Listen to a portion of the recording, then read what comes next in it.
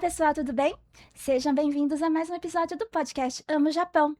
Você conhece alguma daquelas pessoas assim que só de abrir um sorriso já encanta você, já deixa seu dia melhor, já parece que o mundo virou um lugar diferente?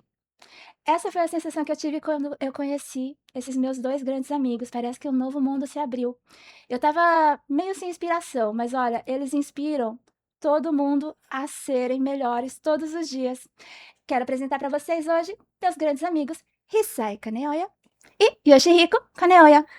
Oxi, quantas palavras bonitas, né? Será que a gente é tudo Vocês isso, né? merecem tudo isso e muito mais. Vocês são maravilhosos. Muito obrigado pela recepção, Érica. Obrigado pela acolhida. Eu não sei se a gente merece tudo isso, mas estamos trabalhando para isso. Vocês trabalham muito. Então, obrigada, né? Que eu sei que vocês estão numa correria. Vocês moram em Florianópolis, acabaram de voltar do Canadá e deram um jeitinho de encaixar aqui no nosso estúdio para participar do nosso podcast. Então, muito obrigada, Hisai e Yoshi. Nós aqui agradecemos pela oportunidade, Érica. Vamos divulgar bastante a cultura japonesa, né? Sim. Então, para começar, eu queria que vocês falassem, né, do grupo que vocês construíram, estão mantendo lá em Florianópolis, que é o Nipocultura. Para as pessoas que não conhecem, o que é Nipocultura? Nipocultura é um grupo de amigos que divulgam a cultura japonesa. Esse ano de 2026 a gente está completando 18 anos de existência. E aí o grupo está assim, bastante animado, porque é uma conquista muito grande, né? Da gente, hoje a gente está conhecendo praticamente o Brasil todo, né, Érica? Sim! Festival do Japão de São Paulo, Salvador, Festival do Japão em Salvador, Brasília. as pessoas falam muito de vocês em Salvador. É mesmo? Sim. Ui, fico tão feliz. A gente fica bem feliz, né, Yoshi? Nossa, 18 anos, Yoshi!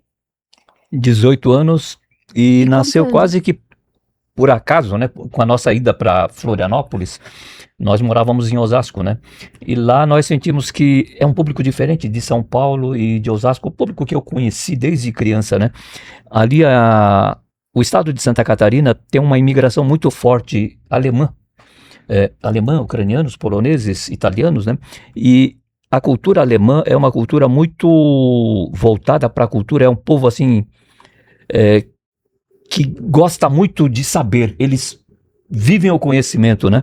Às vezes eu comento com algumas pessoas, a gente não consegue falar do mundo da filosofia ou da antropologia sem citar autores alemães, né? Então, o mundo ocidental e o oriental também, acho que está aprendendo muito ainda com os alemães, e esse interesse profundo pela cultura se voltou também para a cultura japonesa, porque 23 anos atrás, quando a gente mudou para lá, a cultura japonesa era assim muito, digamos, incipiente, né?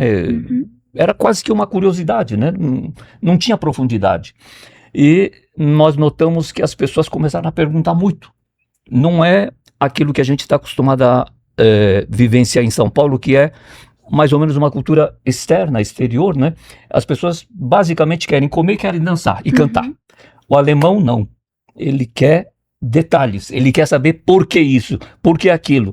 E aí eu notei que, embora eu seja filho de japoneses, eu não entendia quase nada. A gente vendo, Também. meu pai falava assim, minha mãe fazia assim, né? E a gente não sabe a profundidade que existe dentro da cultura Sim. japonesa. E eles queriam mais respostas. E aí eu fui pesquisar, né? E nessas pesquisas nós acabamos aprendendo muito.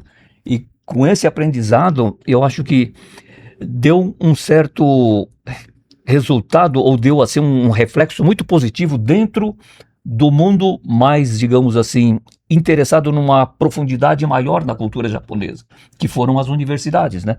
Então, nós entramos nas universidades, federal, a estadual, a Unisul, né?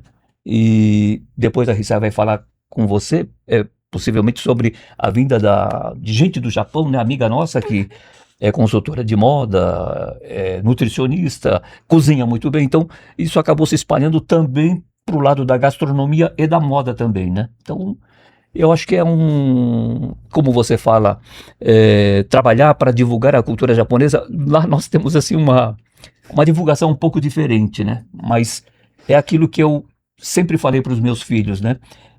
Meus filhos escreviam por site do Nipocultura, né? Então eu dizia, preocupem-se com o lado invisível da cultura, é o que sustenta o lado visível, né?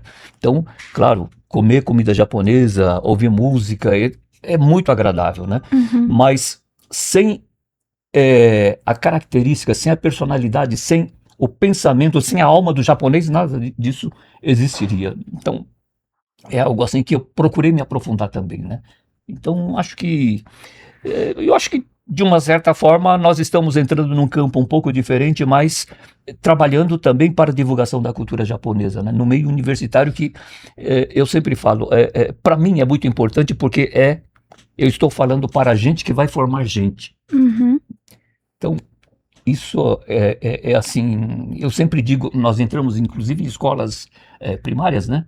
E eu sempre digo para os professores, né? Olha, falar com a juventude, falar com os adolescentes, para nós é muito importante porque são essas crianças de 10, 12 anos que amanhã serão diretores, empresários, pais de família, governadores, presidentes, deputados, enfim, gente que de alguma forma vai influir ou influenciar outras gerações na construção da nossa sociedade brasileira, né? Isso me enche assim de muita esperança, né? Uhum. Com certeza. E é tão bonito, né? Porque a gente vê que o trabalho que vocês fazem é muito especial, porque tá trabalhando a educação, tá trabalhando com professores, tá trabalhando com alunos, e é o que você comentou mesmo, né? Que as pessoas esperam uma camada menos superficial, né? Do que a gente encontra, por exemplo, no Matsuri aqui em São Paulo, que a gente vai ter a dança, vai ter a comida, vai ter a exposição, mas não tem o porquê. E eu acho que é muito bonito vocês se preocuparem, assim, com a essência das coisas, né? E até isso proporciona outras oportunidades, né, Hisai? Sim, muitas oportunidades. E a gente, como é que fala, né? A gente vai, à medida que vai passando e vai conversando com as pessoas, vem essa inspiração de fazer coisas muito bacanas, né? Para chegar na essência dessa cultura japonesa. Uhum. Sim.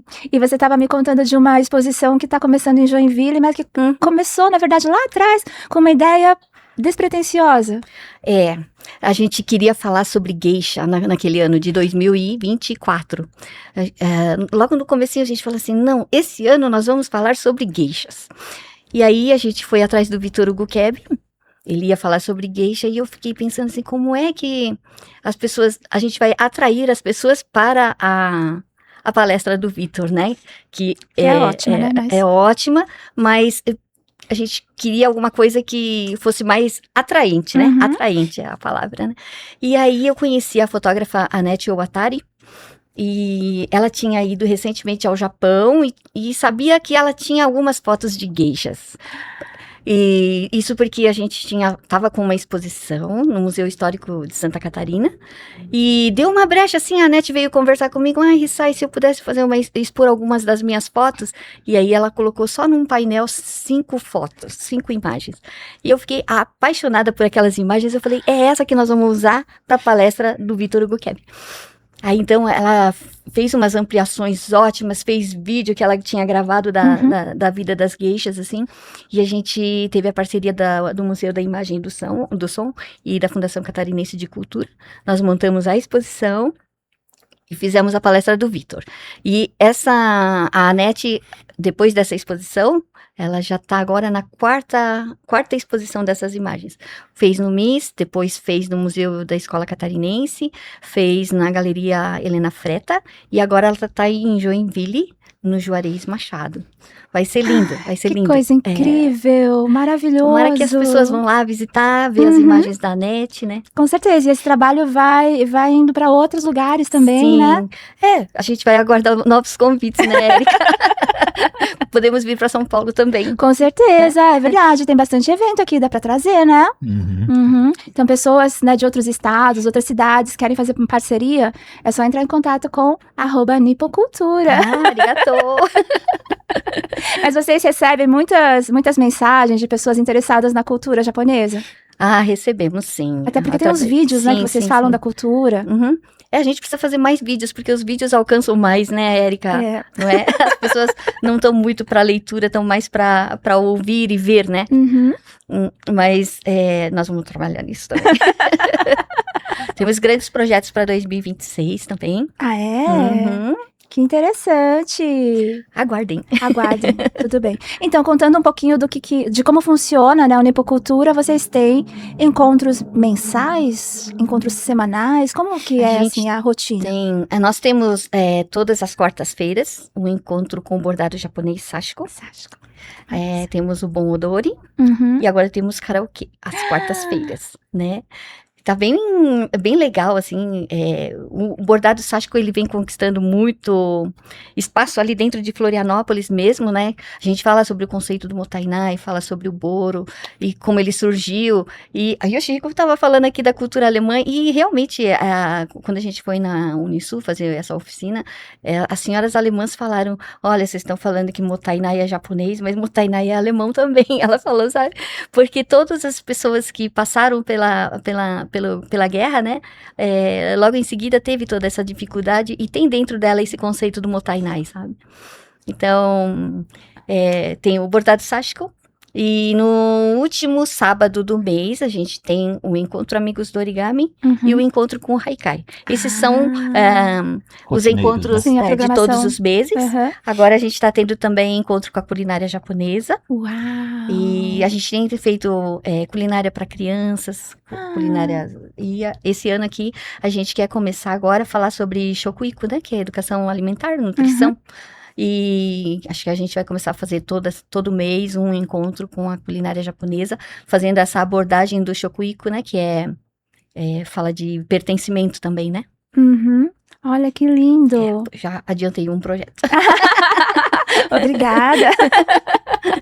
E ali em Florianópolis, você sente que as pessoas têm interesse, elas procuram vocês, assim, as escolas, faculdades, sim, mas as pessoas em geral, elas têm interesse pela cultura japonesa? Tem interesse bastante. Elas vêm, dessa vez agora, teve a apresentação da Camerata Florianópolis, Uhum. que fez aquele concerto Japão, né? A Camerata fez homenageando os 130 anos do Tratado de Amizade Brasil-Japão. Foi um sucesso no final foi em agosto, né? Aí agora eles repetiram, né? E através desse concerto, agora a gente já tá tendo várias outras pessoas procurando saber sobre a cultura japonesa, querendo participar das atividades do Nippon Cultura. E eu acho que tudo assim vem somando para que o grupo trabalhe mais ainda, né? Uhum. E é um trabalho de formiguinha, né? Mas as formiguinhas trabalham bastante. São formiguinhas Meu Deus, bem a trabalhadeiras. gente pensa que vai parar dezembro, janeiro, mas o pessoal tá ali, ó, se mexendo. Elas não param. Não param. E são mais ou menos quantos voluntários que estão juntos Olha, hoje? até algum tempo atrás, a gente podia falar assim, é fulana. Hoje, se eu ficar nomeando, eu vou cometer um grande erro. Eu posso falar assim, eu acho que se fala assim, não tem que quantificar. Aí eu falo assim, acho que tem umas 30 pessoas, mas poxa, são 30? Não são 30, porque todo mundo tá trabalhando junto, sabe? Que é uma comunidade, né? E as pessoas às vezes não entendem, por que a Unipocultura não é uma associação? Eu queria me associar. Eu falei, não, se você quiser vir junto com a gente para ajudar a gente a divulgar a cultura japonesa, venha, é só vir, sabe? E é assim que tá sendo, e é surpreendente como o grupo cresce a cada ano, sabe? Então é muito simples, é só participar, é só aparecer. Sim, só aparecer que aparece coisa para fazer. A gente sempre tem isso, algumas com coisas certeza, que gente. tem que pedir. Primeiro assim, o que você faz? E, né? Como você pode ajudar? Como você pode contribuir? E sempre tem coisa pra fazer. Todo mundo é importante, né? A Chizuru-san fala assim, Junin Juyaku, 10 pessoas, cada um tem um talento diferenciado que sempre vai poder contribuir, né? E, olha, tem funcionado muito bem. Maravilhoso. E conta um pouquinho sobre a Chizuru-san, essa criatura incrível, fenomenal. É fenomenal. Tamo junto, né? Tamo junto. A Chizuru-san, eu até conversei hoje com a Beatriz-san lá da JICA, né? Agradeci novamente, porque foi ela que montou o processo quando a gente queria trazer a pessoa especializada na culinária japonesa do dia a dia. E então, a Chizuru-san veio a primeira vez em 2017 para fazer a culinária japonesa do dia a dia. Só que ela gostou tanto daquilo que a gente estava, a proposta da Unipocultura, aí ela falou assim, então ano que vem eu venho aqui, a gente vai fazer um fashion show de kimono, né? Porque... É muito talentosa. Ela tem várias formações, né? Ela é especialista em kimono, ela tem certificação em cerimônia do chá, ela é nutricionista. Então, esse ano, às vezes a gente começa com uma ideia e vai ver ela tá envolvida ali. Ela faz essa parte de shokuiku lá em Guma também, né? Aham. E ela falou assim, isso tudo tem a ver com a minha profissão. Então, ano que vem também estarei aí.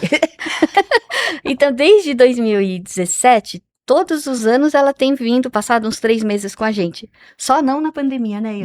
Na pandemia, ela foi embora no dia que fechou. No dia que fechou. Nossa. 18 de fevereiro. Aí, no dia 20, fechou tudo, né? Uhum. Ela conseguiu chegar de volta ao Japão, Ufa. mas quando ela chegou no Japão, não tinha podia voltar. condução para ir embora, sabe? Ai. Não tinha mais condução. Mas assim, ela é uma grande colaboradora, a gente fala consultora do Nipocultura, que ajuda orientando, alimentando a gente. Esses dias mesmo eu falei assim, Chizuru-san, eu acho que esse ano eu não vou mais fazer o Hanamatsuri, porque tá tendo um problema aqui. Aí ela me contou assim, então, né, o pessoal aqui me chama de... Como que ela falou? De uma chefe que não deixa desistir, não deixa falar não, né? Aí eu falei, não, já entendi o recado, eu vou fazer. E a Erika perguntou, qual evento que você vai fazer esse ano? Eu falei, vou fazer o Hanamatsuri. Foi graças a Chizuru-san que Sim. a gente aprende muito. Ela falou assim, se alguém te procura para alguma coisa, você nunca fale que não, nunca recuse. E você vai estudar, né? Uhum. Então, em parte, depois que a gente aderiu a essa ideia, o Nipocultura não parou mais, sabe?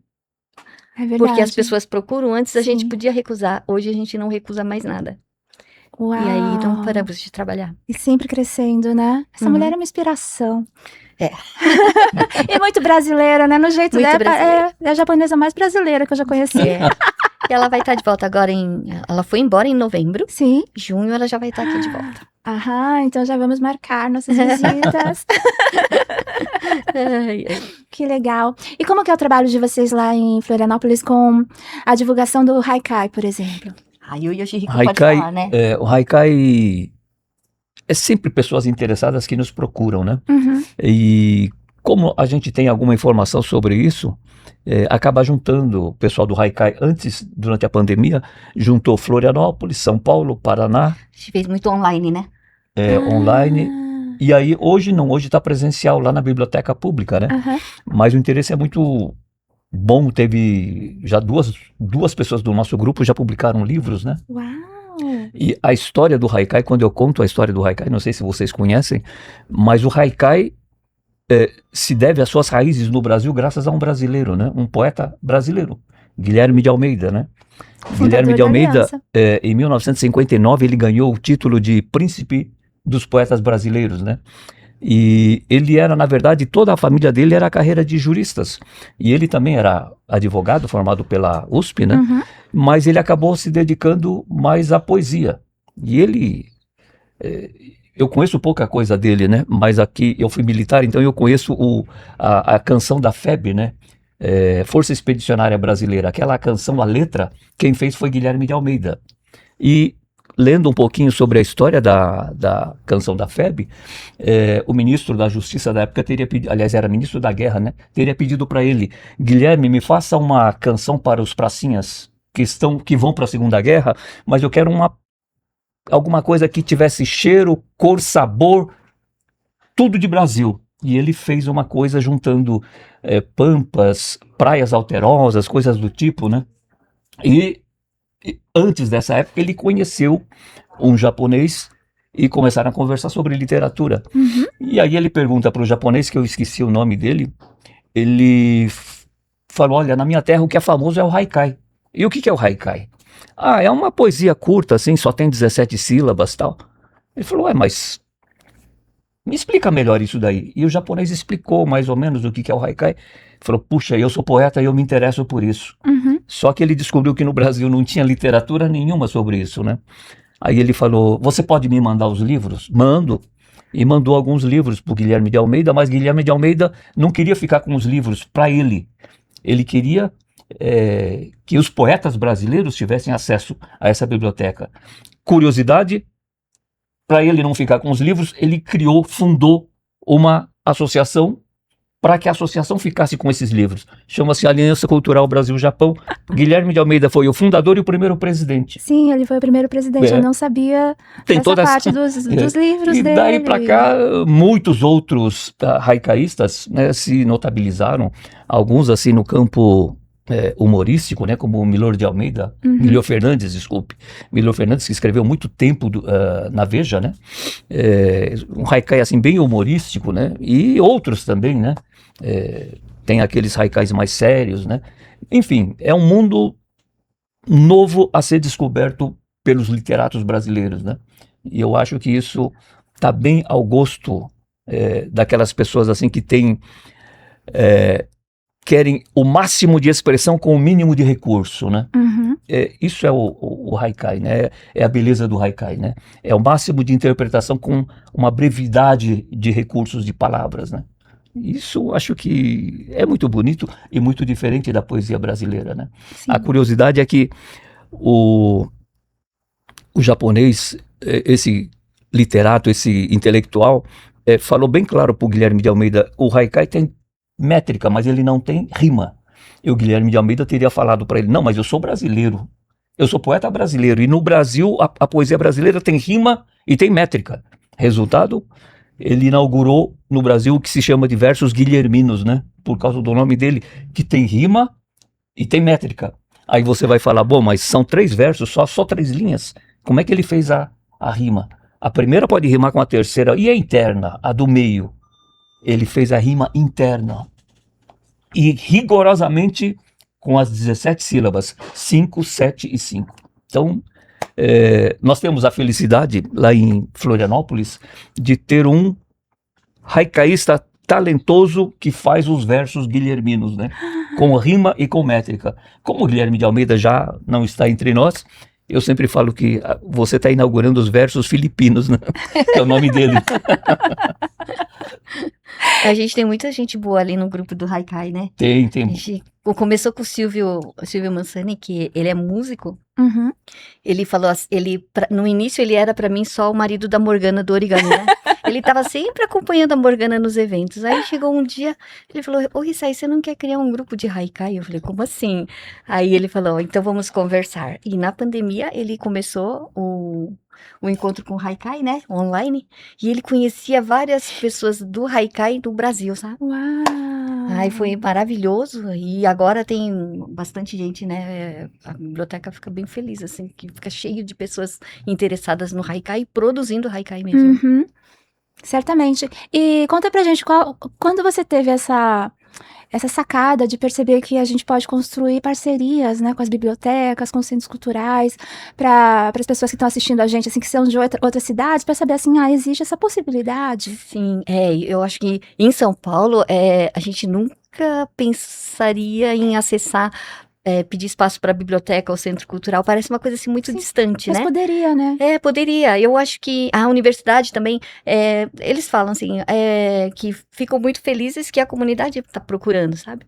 Porque muitas vezes as pessoas ficam presas dentro da instituição e não sabem exatamente o que a comunidade precisa, né? Sim. Então, mesmo na biblioteca pública, no centro cultural, assim, a gente tem levado as propostas, as ideias que a gente tem e as coisas têm dado certo. Hoje a gente tem um espaço dentro do Centro Cultural Silveira de Souza, que é da Prefeitura Municipal de Florianópolis. A gente ocupa a biblioteca pública, usamos muito o espaço da Fundação Catarinense de Cultura também. E eu acho que, na verdade, as autoridades ficam só esperando a comunidade fazer as solicitações dos espaços, sabe? Que interessante, né? E como é que você faz isso? Como? Falando. É porque a Rissai, ela vai lá com a cara e a coragem, gente. Na verdade, assim, né, a gente... como é que eu vou te dizer? A gente fala muito em fluir, né? E as coisas realmente, quando você desenha o que você quer, as coisas acontecem. Conversa com outro, aí fala assim, fala com fulano, fala com ciclano, fala com não sei o quê. Daqui a pouco as coisas já estão acontecendo, todo mundo abraçou a causa, sabe? Então eu acho que tem que fluir. Você não pode ficar querendo guardar aquilo que você tem na sua cabeça ser dono daquele projeto, por exemplo, achar que só você sabe, porque se você não falar, você não abre caminhos, né? Então, acho que o negócio em cada coisa que a gente vai fazer, inclusive quando você está falando sobre o seu projeto, você está divulgando a cultura japonesa nas suas ações, nos seus movimentos, né? Então, a gente faz uso dos valores da cultura japonesa para tudo isso. Com certeza. E esse brilho nos olhos da Rissai também derrete qualquer pessoa, gente, porque Érica. é uma inspiração mesmo, porque às vezes você entra numa série de projetos, mas que eles não falam com o nosso coração. E eu acho que o que eu aprendi mais com vocês é escutar mais o meu coração. Para saber, assim, qual projeto que realmente faz sentido eu dedicar meu tempo, meu trabalho voluntário, mesmo que não seja um trabalho voluntário, seja remunerado. Eu acho que eu aprendi a escutar mais o meu coração, aonde eu devo colocar minha vida, minha energia. E é isso, né? Você vai conversando com as pessoas e vai inspirando pelo seu propósito. Porque quando você fala, eu pensei em levar o Vitor Hugo Keb. E aí você, de repente, 2 dias depois, ela já falou com o Vitor Hugo Keb. O Vitor Hugo Keb já está dentro. Então, hoje, até estava comentando com o Chico, você sabe que hoje eu peguei o Uber e eu falei assim... eu nem tava falando de divulgação da cultura japonesa, começou falando, vai chover, né, nossa. Aí, de repente, ele falou assim, você sabe que eu sou originário de... eu tenho um primo que mora em Florianópolis. Eu falei, é mesmo? Eu tenho um primo que tem cafeteria. Eu falei, poxa, eu tenho um projeto aí que eu quero envolver o pessoal, os donos de cafeteria, para fazer a divulgação do chá japonês. Então, eu vou falar com você, anota aí o contato do meu primo, lá, que ele vai te ajudar no evento. Aí ele falou assim, eu mesmo aqui em São Paulo, eu não conheço muita gente da comunidade japonesa, eu tenho mais amigos okinawanos.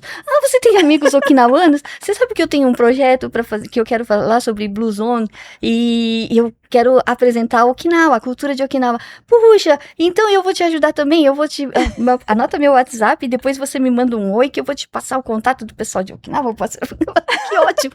E assim, né? Na verdade, só peguei um Uber. É muito misterioso e muito verdadeiro. Mas as coisas fluem. Então, eu acho que a gente tem que ficar vazia mesmo, né? E ter sempre claro aquilo que você quer fazer e, vambora. Em frente. Dá certo. Vai dar certo. E conta pra gente, como que vocês foram parar lá em Floripa? Terra maravilhosa, aliás, gente. Quem ainda não conheceu, vai lá visitar. Então, a gente queria imigrar para o Canadá. A gente queria sair de São Paulo, porque achava São Paulo um lugar assim muito perigoso já para as nossas... Pra gente, que tinha comércio, depois as crianças que iam começar a ir para a universidade. Eu falei assim, nossa, eles vão chegar tarde da noite, eu não vou conseguir dormir. Aí a gente queria imigrar. Só que não estava dando certo. Eu falei assim, olha, quer saber? Eu vou procurar o lugar mais seguro do Brasil. E alguns anos antes era Curitiba, mas aí Curitiba começou a aparecer nas notícias. Eu falei, qual é o outro lugar mais seguro do Brasil? Aí apareceu Florianópolis e foi para onde a gente foi. E a gente se envolver com a cultura japonesa foi uma coisa assim muito natural também, né, Yoshi? Porque a gente estava fazendo um evento da Semana Cultural Japonesa na Associação Nipo-Catarinense, né, na época, e eu estando lá na recepção, as pessoas começaram a perguntar muito sobre a cultura japonesa. Por que você é assim? Eu falei, nossa, eu nunca percebi que eu era diferente, né? Porque nós vivemos dentro da comunidade japonesa, a gente era de Kaikan mesmo, então nunca percebemos, assim, que fôssemos diferentes, assim. E começaram a falar das nossas posturas, assim, no meio do evento, né? E aí eu falei, hoje... Eu tô falando assim, meu pai fazia isso, minha mãe Porque fazia minha mãe isso, fazia assim. né? E aí entra naquilo que o Yoshihiko falou, não, precisamos pesquisar mais para poder responder. Se você é diferente, você não pode ficar falando, eu sou assim porque todo mundo é assim, Sim, não é? como responder isso, né? Tem um ditado japonês que diz, os olhos do peixe não enxergam a água. E é o nosso caso, né? Você cresce no meio de uma cultura, todo mundo fala, seu pai fala, seu avô fala, e você não dá muita importância para aquilo porque é natural para você, né? E quando você entra em contato com uma outra cultura, é que eles notam alguma coisa diferente na gente, né? Então, você tem que começar a se questionar por quê isso daí. Onde é que está a raiz disso daí, né? Aí eu fui atrás disso daí. E o que a Reissai estava falando do nosso início ali em Florianópolis, houve uma feliz coincidência, porque foi em 2003 em que se comemorava os 200 anos do primeiro contato entre japoneses e brasileiros. E quase ninguém sabia disso. É verdade. E com isso, nós inauguramos ali um pequeno monumento, né, homenageando, falando dos 4 japoneses que passaram pela cidade de Nossa Senhora do Desterro, atual Florianópolis, em dezembro de 1803. Então fez 200 anos. E isso daí, pouca gente conhece essa história, né? Mas é uma história, assim, muito bonita, é épica e é de... Como é que se diz? É muito emocionante, né? Eu vou só resumir bem rapidinho. Imagina, conta por favor. Porque é uma história muito interessante. Havia 16 pescadores, pescadores comerciantes, eles saíram de Ishinomaki para levar um carregamento de arroz e madeira para Tóquio, mais ao sul. Só que naquela época, 1803, começou antes, 1802, não, 1793, eles saíram para o mar e uma semana depois deu uma tempestade, quebrou mastro, quebrou vela e... É uma época que não tinha o rádio, não tinha, enfim, não tinha celular, não tinha nada. E eles ficaram perdidos no mar. 16. E aí eles não sabiam nem para que lado eles estavam indo. Eles só perceberam que estavam perdidos e estavam indo para o norte, porque os dias foram ficando mais frios, mais frios, mais frios. Eles passaram 151 dias no mar, Meu Deus. bebendo água da chuva, comendo arroz e pescando. E quando deu aquela tempestade, falaram pro capitão, capitão, olha aí, o navio tá passando perigo e tal. Joga o arroz no mar, vamos ficar só com um pouquinho. E joga lenha. Ficaram só com o suficiente para sobreviver até ninguém sabia quando. Foram parar nas Ilhas Aleutas, bem ao norte, né? 4.300 e poucos quilômetros longe de onde eles saíram. Meu Deus. Mais de 150 e poucos dias. E ali, na Rússia, passaram assim por muitas dificuldades, alguns foram morrendo, né? Uma temperatura muito hostil, uma terra muito hostil, temperatura muito baixa, e depois de 10 anos, alguns já tinham casado com russas, outros viraram professores de japonês na Rússia, outros viraram, acho que é pescador, coisa do tipo, só que em 1803, o czar Nicolau II queria estabelecer negócios com o Japão. Ele queria vender peles de animais, de urso, raposa, etc., né, que a Rússia produzia muito. E precisava de intérpretes. E aí alguém falou, olha, tem uma japonesada lá que faz tempo que eles estão aqui, eles entendem russo, entendem o japonês, traz eles para cá. Aí foram 5 falar com o Nicolau II. E aí... é uma história muito interessante porque o Japão, nessa época, estava perseguindo os cristãos, né? O Japão era fechado e perseguia os cristãos. Tem filme que fala sobre isso, né? O mais recente é do Liam Neeson, O Silêncio, né? E o que é que os cristãos, os convertidos, estavam sofrendo no Japão? Perseguição, morte, tortura. Então, quando o navio... passando pelo Brasil, chegou em Nagasaki, eles ficaram 6 meses isolados, porque o daimyo da época lá queria saber se realmente eram japoneses, não eram cristãos mesmo, né?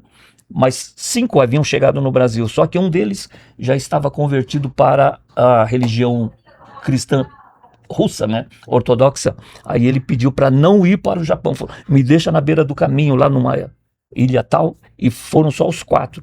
Para o Brasil vieram 5, mas um já era convertido e já era naturalizado russo. Então chegaram no Japão só 4. E aí contaram essa história para o daimyo falou, não pode ser. 10 anos fora daqui, vocês vêm contar essa história depois de 10 anos? Isso é mentira. E eles repetiam a mesma coisa, 2, né? Aí como a maioria era analfabeta, pegaram 2 professores de, chama-se Rangaku, né? Estudos das coisas da Holanda. E esses 2 professores que anotaram tudo que os 2 relatavam, né? Isso aí saiu num livro chamado Kankai-bun. E a Reissai estava falando da ANET, onde nós inauguramos a exposição da ANET, foi dentro de uma comemoração da vinda dos primeiros japoneses ao Brasil, que fizemos lá no Museu Cruz e Souza. E lá dentro é que estava essa exposição da NET, era um detalhe de toda a exposição. O que foi feito lá foi tirado uma cópia desse livro Kankaibon em tamanho gigante, né, 2 metros por 3 mais ou menos, que ficou lá exposto no museu, e era para ficar assim 2 meses, né, era a programação, né, mas aí despertou muito interesse, aí escolas de outros lugares queriam visitar, nós ficamos lá muito tempo, 6 né, meses, né? conversando com o pessoal, veio gente da França, eu recebi gente do Amapá também, né, gente do Paraná também, interessado, queria conversar, né, e de 2 meses foi prorrogando, ficou 6 meses. Então, é aquilo que a Rissai falou, uma coisa vai abrindo outros caminhos, né, esse da NET começou lá, era um pequeno detalhe dentro de um projeto todo. maior. E essa exposição dos 200 anos, não se falou mais disso daí, mas a NET já está na 4ª exposição. Então, vai se caminhando, né? Então, é uma coisa assim, natural. Coisas acontecem. Sim, é incrível, incrível. Como fala o shintoísmo, tem muita influência do taoísmo, né? E no taoísmo, Lao Tse dizia, você viver o Tao é apenas você viver o silente fluir da natureza, né? Deixa as coisas fluírem. Aquilo que você falou, se você tiver o coração puro, as coisas vão se abrindo, né? Então, eu acho que é isso. É muito lindo, né? E os interesses são super diversos, porque ano passado vocês fizeram eventos de terapias, fizeram de artes marciais, fizeram de cultura. Da onde surgem essas ideias? São os pedidos do público que vocês vão atendendo? Na verdade, não sei te dizer, mas veio uma inspiração. Acho que esse aqui vai ser legal. Esse vai ser legal. Nós fizemos um evento do Budô, a exposição sobre o Budô, em 2020. Acho que foi 23, né? 23 ou 22. Até hoje o pessoal pede a 2ª edição, que a gente não conseguiu fazer ainda. Nossa, mas é porque tem aquela uma exposição tão linda, né? Porque é diferente você mostrar os objetos, mostrar as armaduras, mostrar os instrumentos e explicar o que é a essência. Cada gesto, cada movimento tem um significado e vocês explicam isso, né? Então a gente, na verdade, essa do Budô, a gente ia nos eventos assim, todo mundo faz demonstração, mas não, eu acho que o Budô merece um evento que fale só de Budô, sobre cada arte marcial e sobre o lado invisível que eu falo, né? Samurais, o que é que existe de comum entre as várias artes marciais de origem japonesa, né? Se você pesquisar, eu acabei descobrindo assim uma coisa muito interessante, que o Budô, toda a arte marcial japonesa baseia-se no que se convencionou chamar de Bushido. Esse Bushido, que é a ética do guerreiro, todo mundo fala no Bushido, mas o Bushido nunca foi escrito. Não tem livro que fale sobre isso. Na verdade, acabou passando para a posteridade um escrito de um... Ele era aluno de um grande mestre de artes marciais chamado Tsunetomo Yamamoto, se não me engano. E esse aluno, tudo que o sensei falava, ele anotava. Ele juntou 10 volumes. Aí um dia ele chegou pro sensei e falou: Sensei, tudo que o senhor falou eu anotei aqui, olha. Vamos publicar? O sensei ficou bravo. Falou: joga isso fora, queima isso fora. Não me fale mais nisso. Mas sensei, tudo que o senhor falou de bom, de maravilhoso, eu anotei tudo. Isso eu falei porque eu já ouvi de outras pessoas. Eu não sou autor disso daí. Joga fora isso daí. Eu não sou o autor. Isso é público. E o aluno ficou assim: nossa, que decepção, que trabalho. Queime isso tudo. Sim, senhor, eu vou lá queimar. E ele queimou 8 volumes e guardou 2. Esses 2 saíram, tem edição em português chamado Hagakuri, que significa folhas ocultas, né? Tem tradução, claro, tem em japonês também, né? Mas isso me faz lembrar, isso aí foi no século XVIII, né? Isso me faz lembrar um paralelo interessante com a filosofia, porque Sócrates, considerado o maior filósofo da antiguidade, ele só falava e nunca escreveu nada. tudo que nós conhecemos de Sócrates, o lado filosófico, foi anotado por Platão, um discípulo dele, né? Anotou. E o que nós sabemos das palavras da sabedoria de Sócrates foi publicado por Platão, né? É um paralelo interessante com relação ao Bushido, né? Então,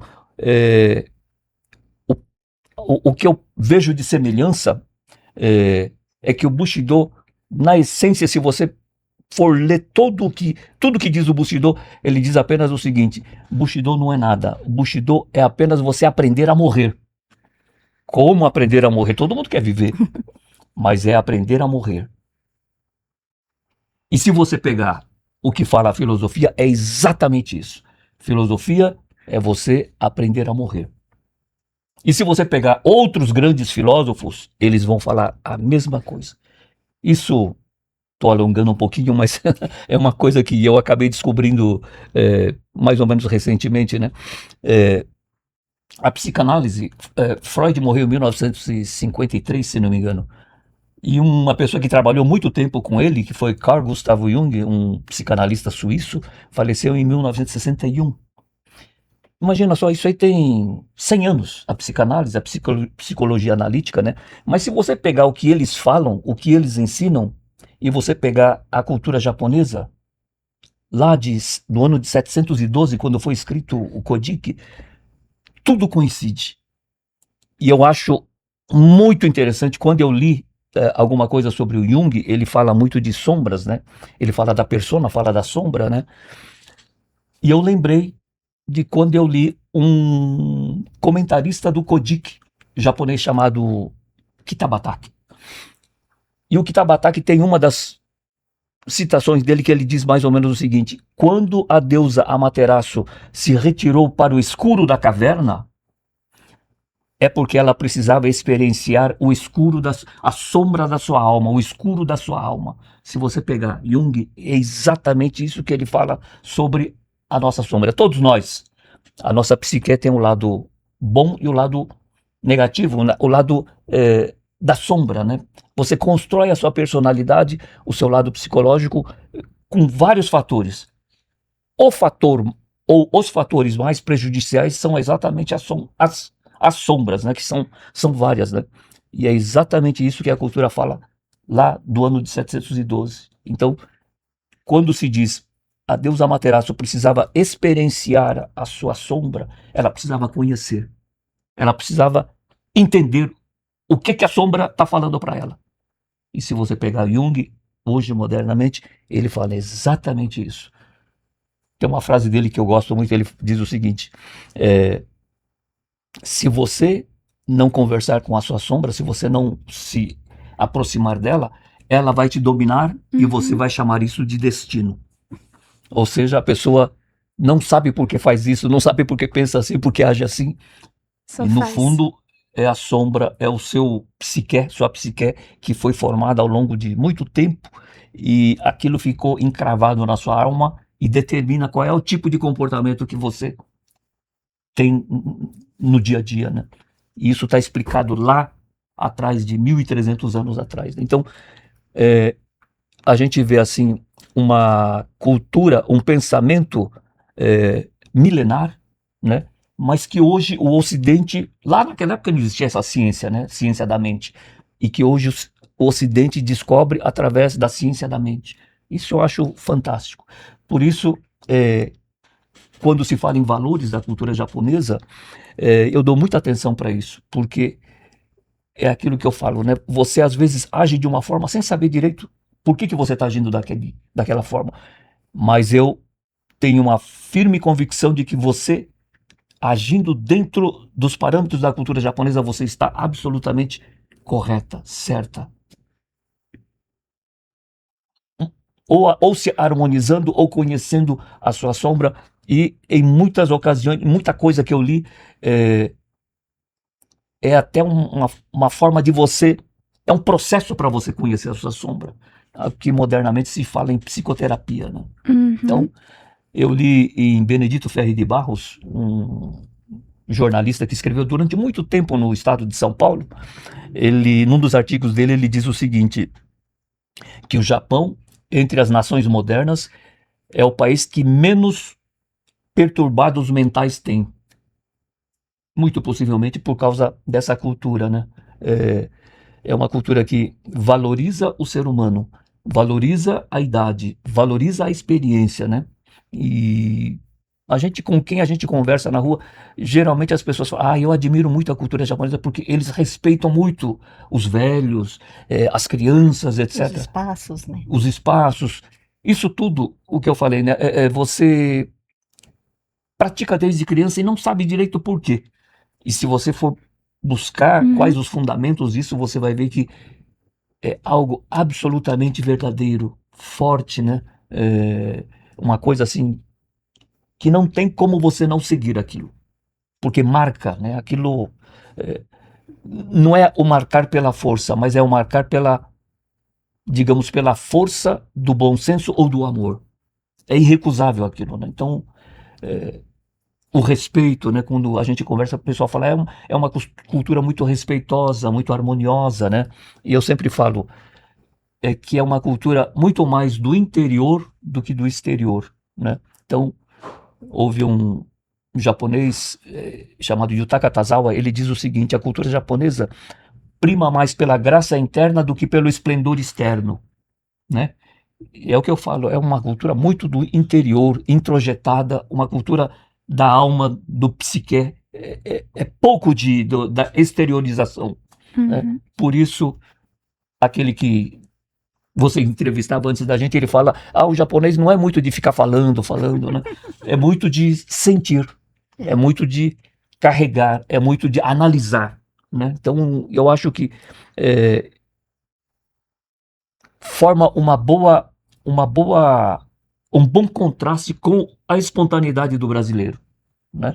Nós não Sim. podemos dizer, o brasileiro não pensa direito. Não, ele tem a espontaneidade que o japonês não tem, né? Então, Acho que é uma cultura complementar, né? Se a gente você juntar as duas, eu juntar acho as que é duas isso, culturas, a gente vai ter um complementar. mundo, ó. Nossa, que delícia, né? Conversar sobre isso. E quando a gente fala assim que as entidades japonesas em geral, elas são enclausuradas, Sim, é um sistema todo difícil de você lidar, né? E eu acho que o interessante que vocês fizeram no Nipocultura é que não existe essa hierarquia que a gente vê nas associações japonesas, né? Nos bunkyos aqui de São Paulo ou de outros estados, porque todo mundo é igual, não tem que passar por vários conselhos. Vocês decidem juntos os projetos?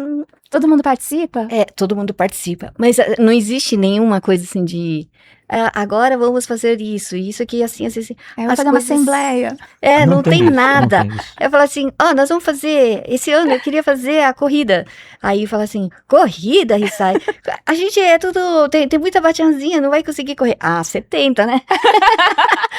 Que eu vou fazer 70. Então a gente vai assim, na maioridade do Nipocultura, todo mundo tenta, então 70. E aí, inclusive, aí as pessoas vão aderindo, sabe? Vão somando. Então, a ideia lançada, as pessoas começam a se juntar e cada um sabe o que pode fazer. Não precisa ficar falando, você pode fazer isso, pode fazer aquilo. Não existe nenhuma delegação, assim, sabe? As pessoas começam a movimentar naturalmente e é isso que acontece, né? E as coisas fluem. As coisas saem. Acho que quando a gente tem um projeto e começa a conversar com as pessoas, surgem as ideias daquelas pessoas também e vão somando. As máquinas começam a funcionar e sai o evento que sai, né? Acho que eu até recentemente a gente chegou a falar assim, vamos institucionalizar para a gente poder correr para editais assim maiores, não sei o quê. Mas a gente percebe que não é esse o nosso objetivo, sabe? Já tem muitas pessoas fazendo trabalhos belíssimos, grandiosos, que a gente não precisa fazer igual, né? A gente pode fazer um complementar ou fazer essas atividades assim, somando com outras instituições, né? Dentro daquilo que a gente pode fazer. E eu acho que acompanhar a Nipocultura, a movimentação do grupo, é também um grande estudo da cultura japonesa, sabe? Sim. Que as pessoas vivem os valores japoneses, né? Por isso que acho que as coisas dão tão certo. Com certeza. Eu falo que o nosso trabalho não é divulgar exatamente, é viver, vivenciar e transmitir, sabe? Você falar de respeito e você desrespeitar, por exemplo, uma faxineira que está lá, ou qualquer outro serviçal, qualquer outro colega lá isso não é cultura japonesa. Então, eu digo sempre para Rissai, nós temos que viver a cultura japonesa. É aquilo que os antigos romanos falavam, né? As palavras ensinam, mas os exemplos arrastam. Então, você educar pelo exemplo, ou você transmitir a cultura pelo exemplo, eu acho que é muito mais eficaz, sabe? Ishin Denshin. Sim. Ishin Denshin é transmissão mente a mente, alma a alma, espírito a espírito, ou essência a essência. Você não precisa ficar falando, né? Você, na convivência com uma outra pessoa, você sente, né? Você acaba absorvendo aquilo. Aliás, isso aí é um princípio que veio do próprio shintoísmo, né? Quando a característica do shintoísmo que as pessoas ficam assim meio reticentes com relação ao shintoísmo, fala, bom, mas isso é uma religião? O Ocidente classificou como religião. Para o japonês nunca teve importância ser ou não ser religião, ou filosofia, ou modo de vida, não tem importância. O que importa para o japonês é que o shintoísmo é a religião, ou o pensamento, ou o modo de vida que celebra a vida. Isso é o que importa para o japonês. E quando alguém de fora fala, mas como é que eu aprendo a ser shintoísta? Qual é a doutrina? O que eu tenho que aprender? Você não tem que ler nada, não tem doutrina. Como não tem doutrina? Não tem doutrina, não tem doutrina, não tem dogma, não tem hierarquia, não tem necessidade de um santuário particular. O que você tem que ter é o coração puro, Makoto. E como é que eu aprendo a ser shintoísta? Só tem uma forma, na convivência com outro shintoísta. Isso aí é o Ishin Denshin, né? Transmissão sem palavras, sem gestos, na convivência com outra pessoa, né? É o que eu sempre falo, desde que o ser humano adquiriu o dom da fala, tem o que? 300 mil anos, 250 mil anos por aí, o Homo sapiens, né? Mas anteriormente a isso, a fala surgiu, ou é um dos meios de comunicação do ser humano. Nós nos comunicamos por muitas outras coisas, né? A ciência dos Estados Unidos fala que 93% da comunicação é a não fala, não é por palavras. E aí a gente pode Como é que até citar a Chizuru-san, né? Ela não fala o português, né? Ela fala um pouquinho do inglês e fala o Nihongo. Às vezes, no meio do evento, ela tá falando em japonês com as pessoas. E as pessoas entendem o que ela tá querendo dizer. E fica comprovado, né? Que a comunicação não é pela fala, mas é pela forma como ela se comunica, que é sem palavras, né? Isso historicamente falando, é plausível, né? Porque imagina você, na época que nós estávamos lá no centro da África, nem hominídeos nós não éramos, não é? Como é que você ia falar alguma coisa? Você não tinha outra forma de se comunicar a não ser com o seu corpo, muito mais pelo seu olhar.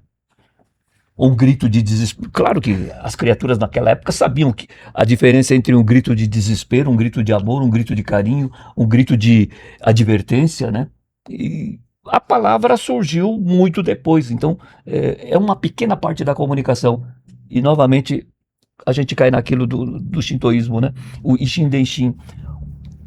O que a cultura japonesa diz é que a fala é apenas uma parte da comunicação, porque o todo é inexpressável, é indizível, digamos assim, né? Indescritível. Você não pode falar, não consegue falar o todo, Inenarrável. não é? Mas nós sentimos, você entra num ambiente, você sabe se você é bem-vinda, se você está sendo hostilizada. Nós sentimos isso. Isso é do ser humano, né? Então, eu acho que, novamente, a cultura japonesa fala há séculos o que a ciência está falando hoje, né? Então, eu acho que nós temos muito que aprender com a cultura japonesa e o que ela ensina é de uma forma simples. Você não precisa ler 10 volumes de algum livro para aprender alguma coisa da cultura. Não precisa disso. Você frequenta um evento da cultura japonesa, conversa com as pessoas, conversa com alguém que faz alguma arte, você está se envolvendo dentro da cultura japonesa. Isso é que é importante, sabe? Então, legar para as gerações posteriores aquilo que nós temos formado, né? Aquilo que você já teve o cuidado de se formar durante toda a sua juventude, a sua infância, a sua vida adulta, né? Passar isso para as gerações posteriores, eu acho que faz parte de toda a obrigação do ser humano, né? Aquilo que você tem de bom, passa. Não precisa ser cultura japonesa. O respeito, a amizade, a misericórdia, a compaixão, isso é universal, não é? Então, eu acho que quanto mais, digamos assim, você tiver os seus bons sentimentos expressos e praticados, eu acho que o mundo ganha com isso, né?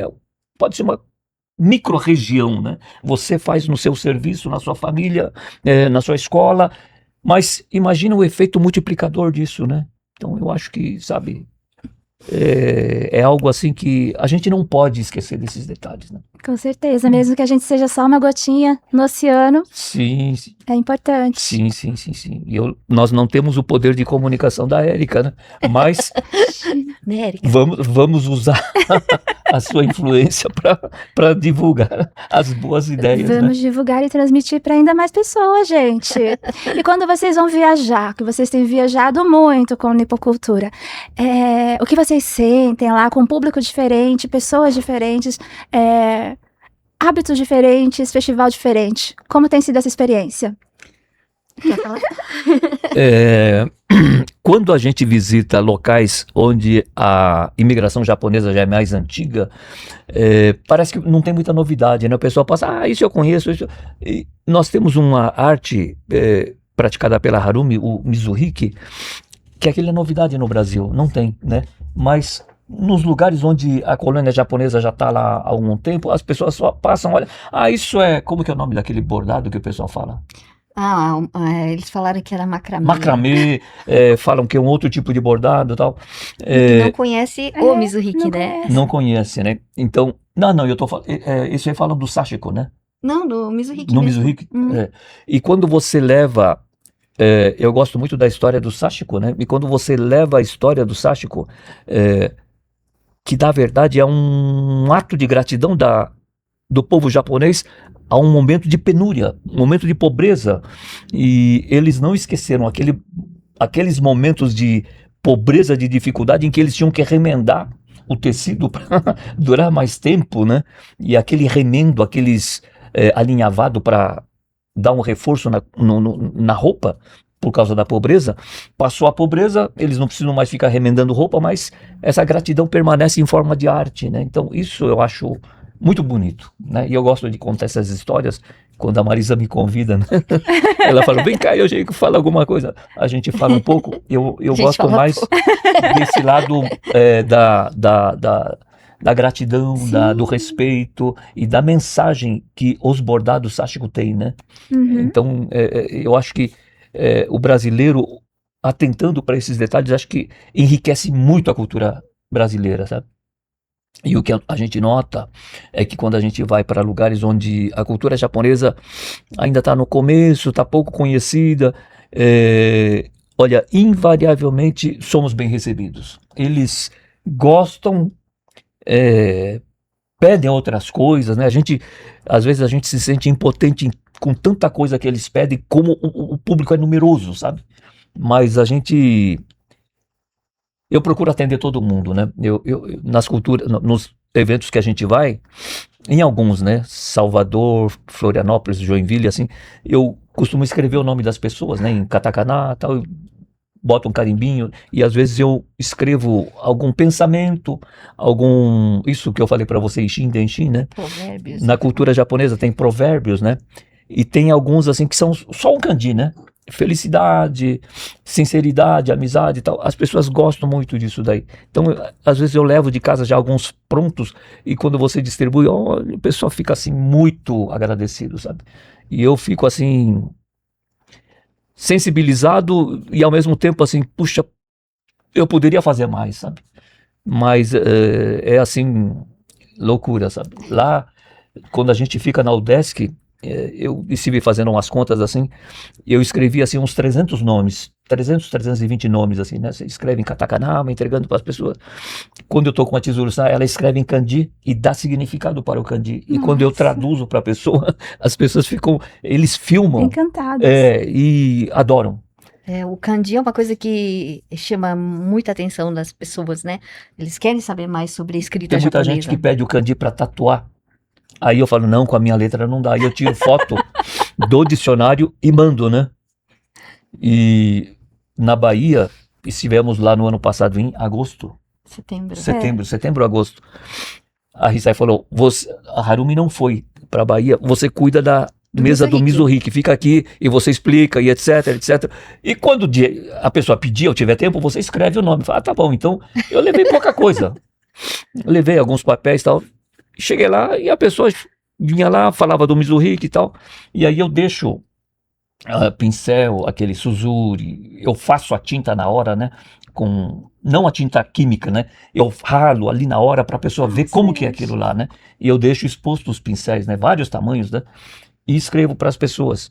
E aí as pessoas começaram a pedir. Aí estudantes juntavam assim, 20, 30 estudantes, escrevia. Em resumo, acabou todo o meu papel, acabou a reserva do meu papel, que a gente, por causa do Motainai, a gente corta os flyers que não usa mais, né? Falando, não, deixa aqui. Um momento de precisão eu uso, né? Acabou aquilo, a Hisai saiu atrás de folha de sulfite, arrumaram lá na administração não sei quantas folhas, gastamos todas as folhas. Eu fiz as contas, mais ou menos eu devo ter escrito assim uns 3.000 nomes. Ou 3.000 e pouco, alguma coisa assim. Meu Deus! Escreveram. E as pessoas saem contentes. A Tsurusan, você já foi lá na Bahia, né? Já. Lá no fundo tem aquele restaurante, né? Sim. E tem um senhor que fica lá, ele vende refrigerante, suco para time de beisebol, né? Uhum. E aí a Tsurusan, ela gosta de tomar alguma coisa. Eu e a Hisai temos o costume de não tomar, assim, para não habituar o estômago a ficar vagabundo, assim, com muita moleza. Então, é um músculo, vai trabalhar. Agora, quando tem um churrasco, uma feijoada, aí eu tenho que ser feliz. Era muito bom. Convidando uma loira para fazer companhia na nossa mesa, né? Aí a Tsurusan foi lá e conversou com esse senhor e ele falou que vende o suco por causa da... tá bom, comprou, e conversaram bastante. E eu tava lá no pavilhão escrevendo, Aí a Tsurusan chega e fala, deixa eu escrever um negócio aqui. Pegou o papel, pegou o pincel, escreveu e tal, e foi lá. E eu não fui lá, né? Aí entregou para esse senhor disse que agradeceu, chorou. Chorou. Ai, meu Deus. Como que a senhora E ela fala, a Tsurusan falou, isso era mês de setembro. Ela foi embora em outubro, 18 de outubro, né? Eu vou embora mês que vem e tal. Não, mas a senhora tem que voltar aqui, não sei o quê. É uma outra, sabe? Sim. Recepção, é uma outra cultura. A receptividade, assim, é muito diferente, muito caloroso, né? O público lá, né? Então, é sempre uma surpresa esses lugares onde a gente vai, né? Mas eu não me lembro de nenhum lugar onde nós tenhamos levado a cultura japonesa em que nós tenhamos sido ignorados ou desprezados ou assim, dado pouca importância para nós. Sempre fomos muito bem recebidos, né? Então, eu vejo com alegria isso daí, porque mostra a vontade do povo brasileiro de se envolver numa cultura um pouco mais profunda, diferente, né? Alguma coisa assim de conteúdo, né? Eu vejo com grande alegria sobre isso, sabe? Sim, muita esperança também, né? Muita esperança, isso. Eu acho que é um fator, assim, que nos motiva, né? Você vai, fala de cultura, eu falo do sashiko, já aproveito, já tem outras coisas atrás do sashiko, não é só o bordado, o boro, né? Eu falo do kimono japonês, quando estraga muito, eles desmontam aquilo lá e pegam as partes boas ou as menos ruins para compor um terceiro kimono ainda usável. E aquela parte que está toda rasgada, toda remendada, eles não jogam fora. Fica mais remendado, né? Eles compõem um kimono bem surrado, mas não jogam fora. Aí as pessoas ficam assim, isso porque o Japão é um país frio. quando chega no frio, eles vão usar aquilo lá para poder trabalhar lá fora. Não é só o agricultor, o lenhador, aquele que faz vasos, né? Todo o trabalho, vamos pensar 200 anos atrás, não havia computador, ninguém estava no escritório, ar-condicionado, cafezinho, trabalhando no computador. Era tudo o trabalho lá fora. Era um trabalho bruto, era um trabalho muito sofrido, né? E as roupas se desgastavam com muita facilidade, claro, né? E no frio eles usavam para se abrigar, se agasalhar. E quando chegava o verão, eles também não jogavam fora, deixavam encostado lá, porque as casas no Japão são todas feitas de madeira. Isso tem uma razão, né? Quando é uma região que dá muito terremoto, né? O Japão tem 1.500 terremotos por ano. Felizmente, poucos só é que são sensíveis na flor da terra. A maioria é detectado em sismógrafo. Mas todos os dias tem terremoto no Japão, né? Então, quando há terremoto, é comum haver incêndio. Casa de madeira. E as casas são de madeira porque até cair a casa dá tempo de você se salvar as coisas, etc. O dano físico é menor do que uma casa de tijolo, concreto e vidro, né? Mas em compensação, tem a desvantagem de pegar fogo com mais rapidez, porque é uma época que não havia fogão a gás, nem fogão a indução. Então era aquele foguinho que a gente vê nos filmes, no meio da casa ali, né? E quando a casa balança, aquilo lá vai pegar fogo. E o que fazia a japonesada? Pegava o kimono velho, mergulhava na água, vestia aquilo lá, vamos salvar o que é preciso salvar, né? A casa que está pegando fogo. Então o pessoal entrava com o kimono encharcado. Não existia corpo de bombeiro. Então tinha que se virar com o que tinha, né? Então, quando eu conto essas histórias, o pessoal fala, que legal, olha que bom. Então, esse tipo de gratidão e ao mesmo tempo uma lembrança de um tempo amargo, é que acaba virando arte no sático, né? Então eu quando conto essas coisas, o pessoal fala, que legal, puxa, mas não é só a cultura japonesa que tem isso, né? Outro dia eu falei para Kiko-san, é uma senhora que ela deu aula de etiqueta japonesa para nós, né? É uma senhora, ela anda com andador, às vezes cadeira de roda, uma senhora de uns 80 e poucos anos, mas tem a alegria de participar dos nossos eventos, né? Aí eu comentei. Ela tá em Balneário já. Balneário. No BC Matsude. Aí eu comentei, acho que foi numa das reuniões, não me lembro, eu falei, há um paralelo interessante na cultura judaica. Há um determinado feriado, um comemorativo, que eu não me lembro qual é o feriado, acho que é o Yom Kippur, se não me engano, que é o dia do perdão. Eles comem um pão chamado pão ázimo, que é um pão azedo, não tem fermento, é horrível de comer, segundo me falaram. Aí aqui o Kiko-san falou, é muito ruim, eu já comi isso daí. Mas por que isso? Para lembrar dos tempos em que eles andaram no deserto durante 40 anos e não tinha micro-ondas, não tinha forno, não tinha fermento, não tinha nada. O que tinha era aquilo, ou comia aquilo ou morria. Então, o sático guarda essa semelhança, esse paralelismo com o sofrimento, né? A miséria daquela época, e que deram um jeito de transformar aquilo em arte para perpetuar aquilo, né? Então eu acho assim, é o lado bom da cultura japonesa, é o lado construtivo, rico, né? Então eu, quando me envolvo assim com a cultura japonesa, assim, eu me envolvo com grande satisfação, sabe?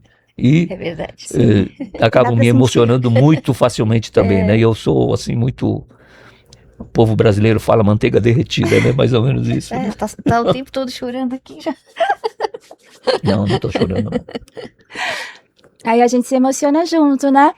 Uhum. E como que as pessoas podem, então, acompanhar e participar das atividades da Nipocultura? Expliquem pra Acho gente. que é acompanhando o nosso Instagram, @nipocultura, que aí dá para saber o que vai acontecer, o que tá acontecendo. E das nossas atividades, assim, é só aparecer. Só aparecer? É só aparecer. Não precisa ligar, marcar, não nada. precisa ligar, não precisa marcar. Apareça por lá. Serão sempre bem recebidos. Nos nossos eventos também, viu, Érica? É só aparecer. É verdade, é a melhor recepção, gente. Vocês vão ficar encantados. Bom, cada encontro com o Yoshi e com a Hisai, pra mim, é uma alegria. É um verdadeiro encanto em que eu fico assim, com o coração feliz. E eu espero que esse papo também tenha tocado o coração de vocês. Com certeza, acompanhe o trabalho da Nipocultura. É ousado, é diferente e inovador. Vocês vão se surpreender. Obrigada, Yoshi. Obrigada, Hisai.